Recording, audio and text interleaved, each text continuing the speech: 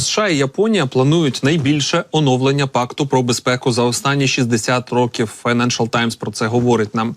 Вони планують найбільше оновлення свого пакту з моменту підписання договору про взаємну оборону в 1960 році, щоб протистояти Китаю, повідомляє Financial Times.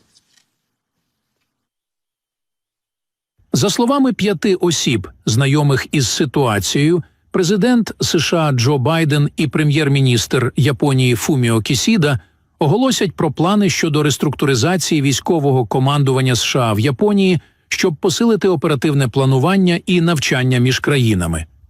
План буде оприлюднено 10 квітня, коли Байден прийме Кісіду в Білому домі.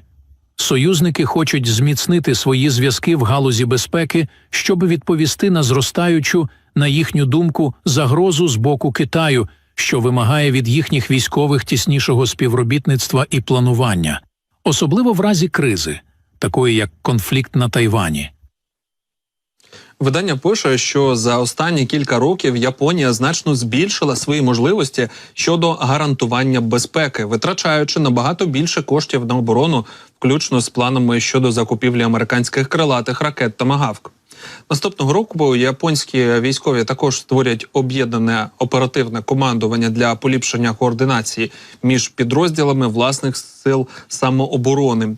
Однак координація дій між союзниками ускладнена, оскільки сили США в Японії мало змінилися з тих часів, коли американські та японські військові робили менше спільних дій і не мають достатніх повноважень у сфері командування та управління. Японії доводиться більше взаємодіяти з командуванням США в Індо-Тихоокеанському регіоні на Гаваїв, які знаходяться в 19 годинах їзди від Токіо і в 6 тисячах кілометрів від нього. В будь-якому разі ці кроки не безпідставні, оскільки і Китай не пасе задніх, намагаючись посилити свою міць та зменшити залежність від Сполучених Штатів Америки.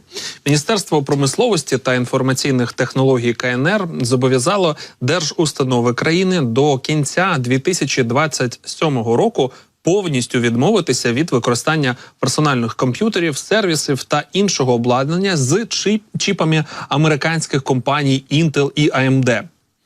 Заборона поширюється на процесори, а також на інші компоненти, такі як графічні процесори. Мета цього рішення – це знизити залежність Китаю від американських технологій у сфері IT і забезпечити інформаційну безпеку країни. Замість американських чіпів планується використовувати вітчизняні розробки. Очікується, що цей захід стимулює розвиток китайської напівпровідникової промисловості. Не виключено, що інші країни наслідуватимуть приклад Китаю. Це може призвести до переділу світового ринку напівпровідників. Нові правила закупівель створюють умови для поступового витіснення Intel і AMD з китайського ринку. Більш жорсткі правила стосуватимуться Windows і програмного забезпечення та баз даних іноземного виробництва.